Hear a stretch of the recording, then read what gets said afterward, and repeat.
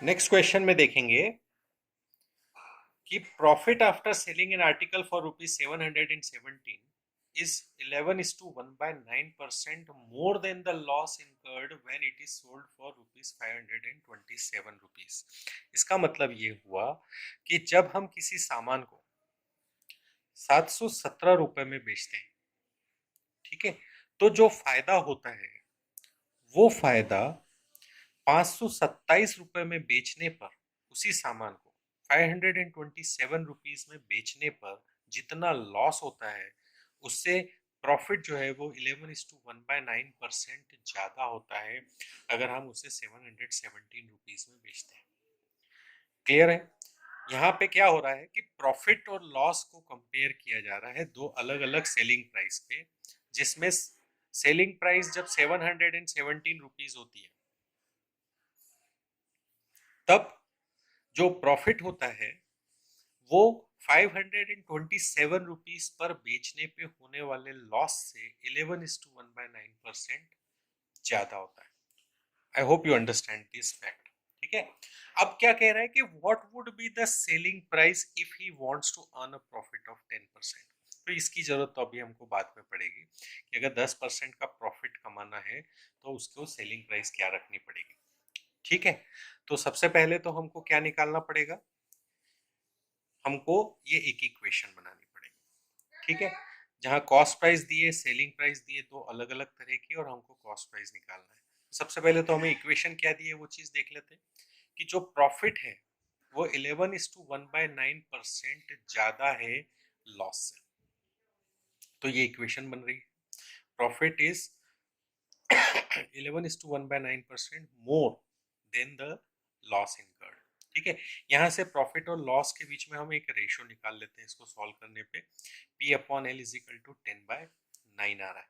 ठीक है, अब यहाँ P/L 10/9 है, इसका मतलब प्रॉफिट हो गया 10 यूनिट्स, लॉस हो गया 9 यूनिट्स। प्रॉफिट प्लस में लेते हैं, लॉस माइनस में लेते हैं। अब ये जो वैल्यू आई है ये वैल्यू को हमने यहाँ पे हमारी इक्वेशन में पुट कर दिया। ठीक है, कॉस्ट प्राइस बीच में रखी हुई है, यहाँ सेलिंग प्राइस हमने लॉस वाली रख दी, यहाँ सेलिंग प्राइस हमने 717 रुपीज प्रॉफिट वाली रख दी। ठीक है, यहाँ हो रहा है 10 यूनिट्स का प्रॉफिट, यहाँ हो रहा है 9 यूनिट का लॉस। अब यहाँ से यहाँ तक का गैप देखो, यहाँ से यहाँ तक का गैप यूनिट्स की टर्म्स में 19 यूनिट्स का है और गैप की टर्म्स में 190 रुपीज का है ना। मतलब कि एक यूनिट जो है वो 10 रुपीज के बराबर पड़ रही है। ठीक है, यहाँ 10 यूनिट्स का फायदा हो रहा है, इसका मतलब जो कॉस्ट प्राइस है वो सेलिंग प्राइस से 100 रुपीज, भाई 10 यूनिट्स है, 1 यूनिट 10 रुपीज का है तो 100 रुपीज का गैप है। तो यहाँ से या तो 90 रुपीज जोड़ दो, यहाँ से 100 रुपीज कम कर दो, सेलिंग प्राइस आ जाएगी। So you get your selling price, sorry cost price आ जाएगी, राइट। तो you get your cost price as 617 rupees. ये चीज क्लियर हुई? फिर से एक बार समझ रहे हैं इसको कि यहाँ से प्रॉफिट लॉस हमने निकाल लिया 10 और 9, है ना। तो प्रॉफिट वाली टर्म्स में यहाँ पे हमने रख दिया +10, यहाँ रख दिया -9। अब यहाँ से यहाँ तक का गैप 19 यूनिट्स है और इन टर्म्स ऑफ रुपीज ये गैप 190 रुपीज है। ठीक है, तो इसका मतलब 1 यूनिट जो है वो 10 रुपीज के बराबर है। तो 10 यूनिट्स जो है 100 रुपीज के बराबर है। तो यहाँ पे हम लिख सकते हैं ये 100 रुपीज है और ये 90 रुपीज है। तो या तो इस सेलिंग प्राइस में 90 रुपीज जोड़ लो तो कॉस्ट प्राइस आ जाएगी, या इस सेलिंग प्राइस में से 100 रुपीज माइनस कर दो तो ये कॉस्ट प्राइस आ जाएगी। Once you get your cost price, ना the question is very simple कि आप सेलिंग प्राइस विद 10% प्रॉफिट अगर मुझे रखना है तो मुझे क्या करना पड़ेगा, कॉस्ट प्राइस में 110/10 का, ठीक है, सेलिंग प्राइस विद 10% प्रॉफिट निकालना है। तो हमने क्या करा, कॉस्ट प्राइस में 110/100 का मल्टीप्लाई कर दिया, सो you gate 678.70 rupees is your selling price with 10% profit. ठीक है, रिपीटेशन इन शॉर्ट, फिर से एक बार रिपीटेशन करके दिखा रहा हूँ कि प्रॉफिट को लॉस के साथ में कंपैरिजन दिया हुआ है कि प्रॉफिट जो है वो 11:1/9% ज्यादा है जब आप उसको किसी सेलिंग प्राइस के ऊपर बेचते हैं। तो यहाँ प्रॉफिट और लॉस का कंपैरिजन किया, लॉस से 11/9% ऑफ लॉस ज्यादा कर दिया तो वो प्रॉफिट के बराबर आ गया। यहाँ से प्रॉफिट और लॉस की दो वैल्यू आई जो 10 और 9 की दो यूनिट्स में आ गई। फिर हमने उसको इस इक्वेशन में रख दिया। यहाँ पे सीपी को एसपी से कंपेयर किया विथ प्रॉफिट, यहाँ सीपी को एसपी से कंपेयर किया विथ लॉस, तो पता चल रहा है यहाँ +10 का प्रॉफिट हो रहा है, यहाँ -9 का लॉस हो रहा है यूनिट्स का। इस गैप को देख लिया 190 रुपीज है, इस गैप को देख लिया 19 यूनिट्स है, तो पता चला कि 1 यूनिट 10 रुपीज के बराबर है। सो 10 यूनिट्स 100 रुपीज के बराबर हो गए, 100 रुपीज का प्रॉफिट और 90 रुपीज का लॉस आ गया। इसको दो डिफरेंट सेलिंग प्राइस के साथ में जब आप जोड़ दिया, इसको इससे, इसमें से इसको हटा दिया या इसमें इसको जोड़ दिया, सो you get your cost price. इस कॉस्ट प्राइस में 10% इसका इंक्रीमेंट हमने निकाल के जोड़ दिया, सो you get your selling price with 10% profit. ठीक है, नेक्स्ट क्वेश्चन एक देखते हैं। अब देखिए क्वेश्चन क्या कह रहा है,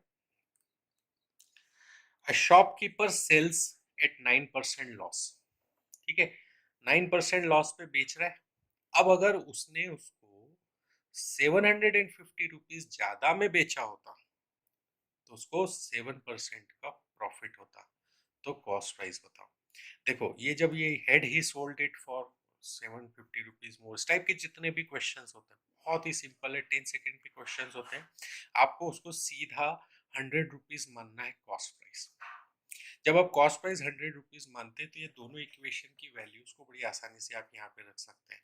100 रुपीज अगर कॉस्ट प्राइस है तो लॉस में बेचने पर सेलिंग प्राइस हो जाएगी 91, और प्रॉफिट में बेचने पे सेलिंग प्राइस हो जाएगी 107। यहाँ पे +7 का प्रॉफिट हो रहा है और यहाँ पे -9 का लॉस हो रहा है, तो you get this to values.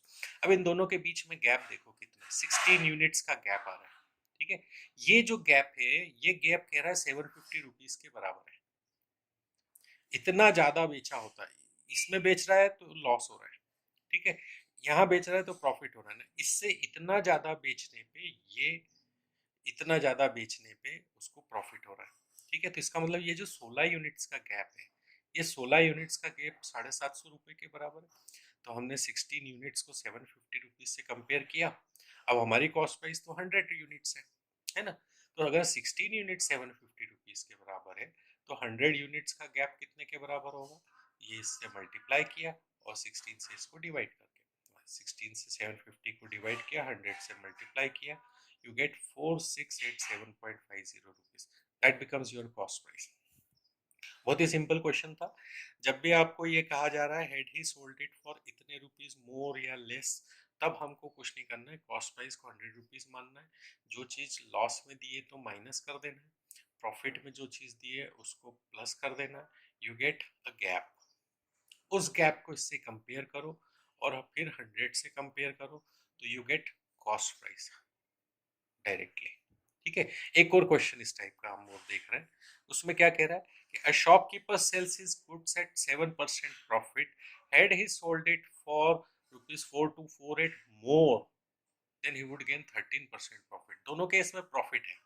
ठीक है, अब ये सेम टू सेम क्वेश्चन है। कॉस्ट प्राइस मान लिया 100 रुपीज, जब 7% प्रॉफिट था तो 107 रुपये हो गया, जब 13% प्रॉफिट था तो 113 रुपीज हो गया। अब ये जो गैप है, ये गैप कितने रुपीज का है, 6 का, 6 यूनिट्स का गैप है। ठीक है, ये 6 यूनिट्स का गैप हमको यहाँ पे दिया हुआ कि इतना ज्यादा में बेचता, इतने ज्यादा में बेचता तो उसको प्रॉफिट होता 13% का। तो ये जो 6 यूनिट्स का गैप है, ये 6 यूनिट्स का गैप इतने रुपीस के बराबर है। तो 100 यूनिट्स का गैप कितने के बराबर होगा, यहाँ से हमने सीधा कॉस्ट प्राइस निकाल लिया, क्योंकि ये जो 100 है ये हमने क्या मानी थी, कॉस्ट प्राइस मानी थी। ठीक है, यहाँ से हमारी कॉस्ट प्राइस आ गई 70,800 रुपीज।